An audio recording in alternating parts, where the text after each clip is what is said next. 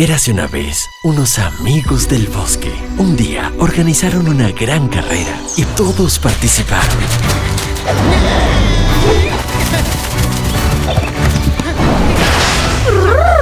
Muy bien, amigos, aunque no sepan volar.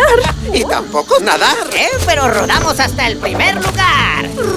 Papá, ¿y quién ganó la carrera? Shh, mañana les termino de contar. Colecciona los personajes de Amigos del Bosque y el libro con todas sus aventuras. Encuéntralo solo en Tiendas Ara.